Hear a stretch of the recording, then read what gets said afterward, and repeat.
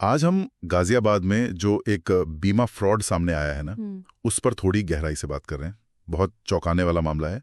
सोचिए जरा, करीब 1,500 नकली पॉलिसी बेच दी और 4.5 करोड़ रुपए का फ्रॉड। गाजियाबाद की साइबर क्राइम पुलिस ने इस पूरे रैकेट का खुलासा किया है। और पता है क्या, इसमें बीमा कंपनियों के ही पुराने एम्प्लॉय शामिल हैं। हाँ, इस पर कई रिपोर्ट्स आई हैं। तो चलिए समझते हैं कि आखिर ये सब हुआ कैसे, कौन लोग थे इसके पीछे और कितना बड़ा था ये सब। तो ये कहानी शुरू कहाँ से हुई? सबसे दिलचस्प बात तो यह है कि गिरोह के जो मेन लोग हैं वो पहले खुद बीमा कंपनियों में काम करते थे। हाँ बिल्कुल, और रिपोर्ट्स यही बताती हैं कि खेल वहीं से शुरू हुआ। इन्होंने अपनी पुरानी कंपनी से, जो नोएडा में थी, हेक्सार नाम की, वहां से कस्टमर्स का बहुत जरूरी डेटा चुराया। हेक्सार ये कोई बीमा कंपनी है? नहीं, हेक्सा शायद कई बीमा कंपनियों के लिए एक तरह का बैक ऑफिस या कॉल सेंटर जैसा काम करती थी।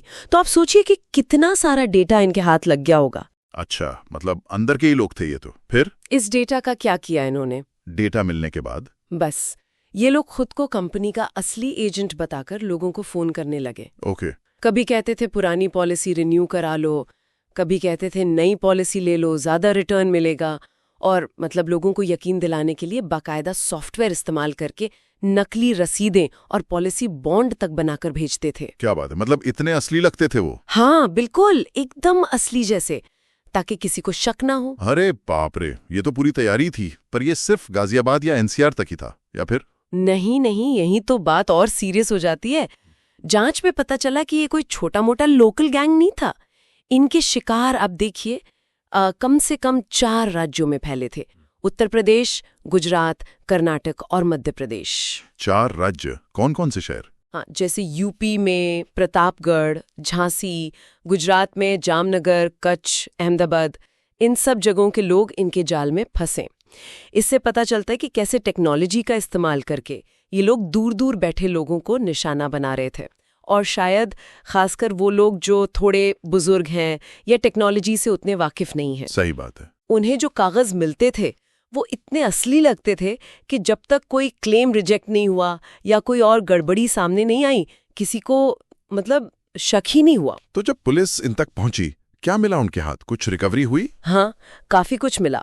पुलिस ने जब रेड की तो करीब 2 लाख रुपए कैश मिला, 26 मोबाइल फोन, 14 डेबिट कार्ड और 2 लग्जरी गाड़ियां भी जब्त की हैं। अच्छा, पर ये मोबाइल फोन शायद ज्यादा काम के होंगे। बिल्कुल, कैश और गाड़ियों से ज्यादा अहम वो डिजिटल सबूत थे जो इन फोन्स और बाकी डिवाइस से मिले। उनमें क्या मिला ऐसा? उनसे जो पता चला वो और भी चौंकाने वाला है।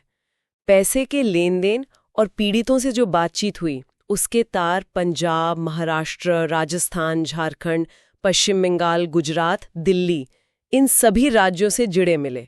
इतने सारे राज्य? हाँ, इससे साफ है कि ये बहुत ही ऑर्गेनाइज तरीके से काम कर रहे थे। पूरी स्क्रिप्ट्स तैयार थी इनके पास कि क्या बोलना है।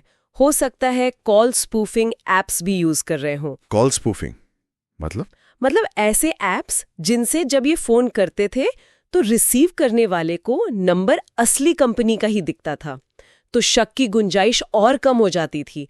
और शायद कोई सीआरएम जैसा टूल भी इस्तेमाल कर रहे हों ग्राहकों का हिसाब रखने के लिए। अविश्वसनीय टेक्नोलॉजी का पूरा गलत इस्तेमाल। और ये जो मुख्य लोग पकड़े गए हैं, अमन अग्रवाल और राहुल शर्मा, ये वही हेक्सार वाले निकले। हाँ, रिपोर्ट्स तो यही कहती हैं। इन दोनों ने 2021 में हेक्सार में काम करते हुए ये डेटा निकाला था, फिर नौकरी छोड़ी और बाकी लोगों के साथ मिलकर ये पूरा फ्रॉड का धंधा शुरू कर दिया। ये तो डेटा सिक्योरिटी पे बहुत बड़ा सवाल खड़ा करता है, खासकर जब कंपनी के अपने ही लोग ऐसा कर दें। सही कहा। और ये मामला ये भी दिखाता है कि जो कंपनियां अपना काम आउटसोर्स करती हैं, जैसे एक्सआर के केस में था, वहां कितना रिस्क हो सकता है। एक जगह से डेटा लीक हुआ और न जाने कितनी कंपनियों के ग्राहक खतरे में आ गए।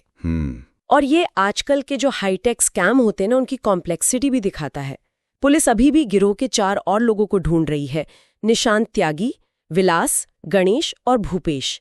टीमें भेजी गई हैं अलग अलग राज्यों में। तो मतलब ये मामला भी पूरी तरह खत्म नहीं हुआ है? नहीं, अभी नहीं।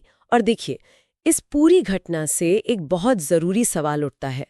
अगर बीमा जैसी इंडस्ट्री, जहां इतनी पर्सनल और फाइनेंशियल जानकारी होती है, वहां से डेटा इस तरह चोरी होकर गलत इस्तेमाल हो सकता है ना, तो बाकी और कौन कौन सी जगहें हैं, कौन कौन से सेक्टर्स हैं जहां हमारी निजी जानकारी इसी तरह के खतरे में हो सकती है।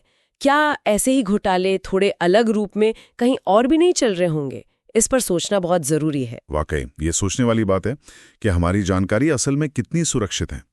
खैर, आज की इस गहरी पड़ताल को यहीं रोकते हैं।